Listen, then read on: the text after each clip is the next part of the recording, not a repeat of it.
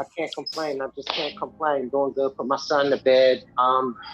Just released some new music that I'm releasing, so I'm getting the whole next record coming up. Still promoting Carbon Monoxide as I do. Still with you. Not too much. Not too much. I got my own office space for the first time ever. So like I'm kind of quarantined in two places, and the nice thing is like there's no one else in the building right now. It's just me and my little 10 by 10 space.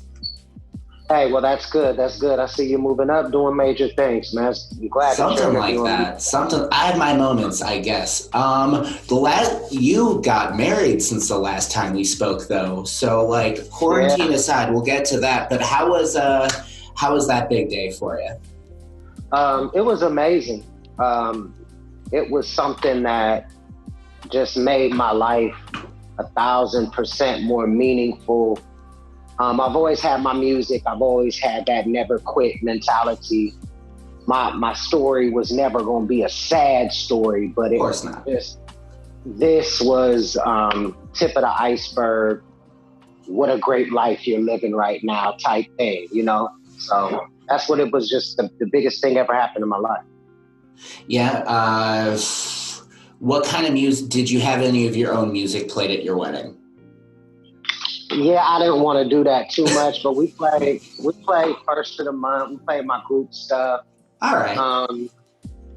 We partied. Everybody kept requesting it. They was like, "Oh no, we gotta play some of your music."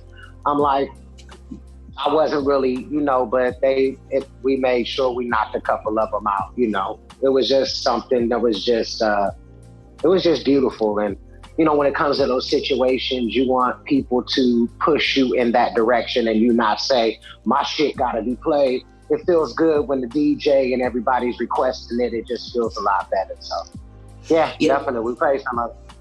Awesome. And so, we've been quarantined officially for a couple of months now. How have you been spending your time? I've noticed, like, I've talked to a lot of artists, half the people are super creative right now, another, like, can't really get anything done. What side are you on? I'm always creative. I'm always making good music. It just, my wife was home a little bit more. She couldn't go to the gym, and we couldn't go out and like do date night, and because we always try to get that in or whatnot, and just everybody gotten so touchy, but artistically, okay. But I feel the effect. I feel the effects of it though, for sure. Like it's effective than a motherfucker, this quarantine shit. Oh man, oh absolutely. And just the shit that we like took for granted back in the day, like going to the grocery store, like, doing something at the self-checkout, it took like way less steps than it does now if you can do it at all.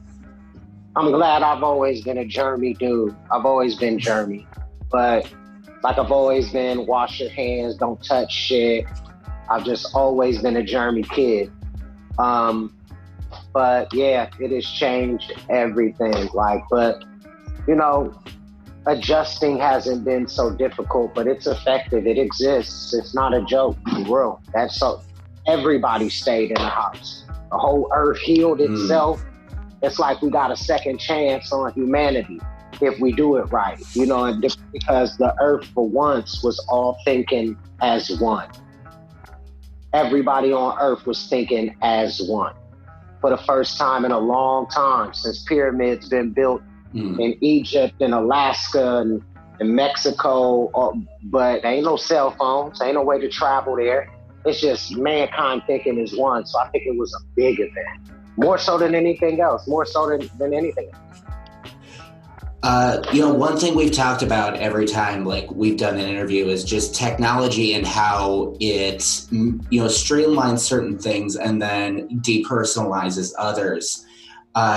There's so many people working from home now. I'm sure like you've been doing a lot of music with a lot of collaborators remotely. Have you seen that process change during this time? No, because we already had our second project finished. It was just an influx of money that came in from our other business ventures. What are those ventures? Well, just a windfall of stuff. Selling masks, when nobody thought that it was going to be necessary before the corona shit even hit, with a company that like ain't really a part of the rap music shit, just businesses, you know, that my team has and my family has, and just the windfall of this money has really been coming in. Like, I mean, we've been kind of lucky, you know, because it ain't been no drought with nothing. Like, everybody's eating good from Bloodline Harmony. My kids, they got money. Like, everybody did really, really good. My sisters didn't lose their jobs. You know what I'm saying? Like, because my sister was about to lose her joint and she was able to work from home. So, yeah, like, I've been able to just, because I already had music already done, and, you know, I've been trying to pull Bone Thugs and Harmony off the road for a year and a half now. Right. You know what I'm saying? So I've been planning on it like the whole step of the way. So I know you guys were going to play this casino out in Joliet in June, and I was supposed to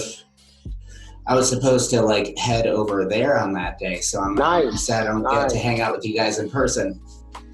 Well, the next Bone All Five Live is going to be 2024. They still going out on the road. I guess when the quarantine gets lifted back up, you know what I'm saying? They still going out on the road and pushing the brand, and they all respect what I'm doing.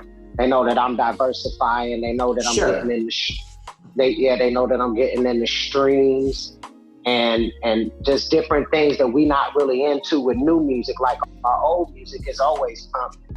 Like, you know, we can just sit on our asses and not do anything and we'll be okay. You know what I'm saying? But that's one thing I always really liked about you guys, is that you can, like, you know, break off and be in various forms. Like a few months ago, it was like just Lazy and Wish came out here and did a show, just the two of them. Mm-hmm. And like it was like, you know, nothing's changed. They were like big up and everybody wasn't there. And that's one thing I've always really appreciated. It's like any relationship. You don't need to be together all the time for the shit to be intact. Yeah, I agree. I totally agree with what you're saying. I mean, I think that we do agree for the most part. I just think that we've gotten so deep into the game that we're like Easy and Dr. Dre and Ice Cube, but at the same time, we know that Bone Thugs and Harmony is such a talented group that we've got to push the brand. So, you know, that's what we're doing. And, you know, we hitting Billboard now, because if I get hit the Billboard, if I hit Google, if I hit iTunes, then Bone Thugs and Harmony does. You know what I'm saying? And I kind of started making this move into this generation with new waves. That was like my big breakthrough with Crazy. I wanted to do a record with Crazy first before I really put the fire on them. You know, but anyway. Yeah, same way you did like Bone Brothers back in the day.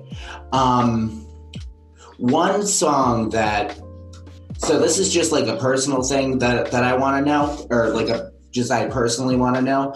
The way I got into you wasn't actually initially through Bone Thugs and Harmony or your solo work. The song I really discovered you on was Angels with Dirty Faces with Puff Daddy, back when Forever came out. Yeah, and it was just like, heard it the first time, I was like, who the fuck is this guy? I was like 11 years old. I want to know the story behind that song, like you and Puff collaborating, the Earth, Wind, and Fire sample, all of that.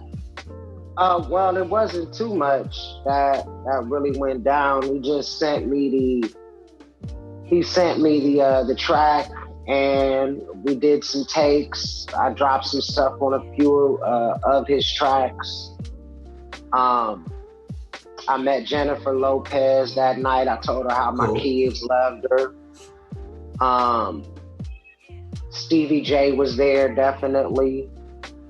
And it was like a studio setting at his joint. I think it was Daddy Studios or some P. Diddy Studios, something cool like that. All right. And I had my security with me, and I was there. I had a real good time. I met him in the Bahamas, and we kicked it there for a brief second, had some deep ones, had some deep conversations. I let him know what I was, what kind of a spiritual man that I was, the things that I foreseen. So I had the opportunity to talk to him about God and where I'm from and my spirituality and how I look at shit. And we negotiated the money or whatnot, sure. and and we completed it in no time flat. In no time flat. I gave him so much work, and he could have chosen to make his song and me any way that he wanted to make it. So I was surprised, pleasantly surprised, to see him go off of the track. It was the least hottest song that I did with it. Well, yeah, you did like Notorious Thugs. You did. No, I'm talking about what I did when I recorded at his studio. Oh, okay. Because I did 2-3 other ones, if not more, but I don't remember right now. But they ever get released? Stevie J got all that, or it got burnt up in the studio, but I still got everything up here. Gotcha. I still got everything up here. There you go. That's all you really need at the end of the day.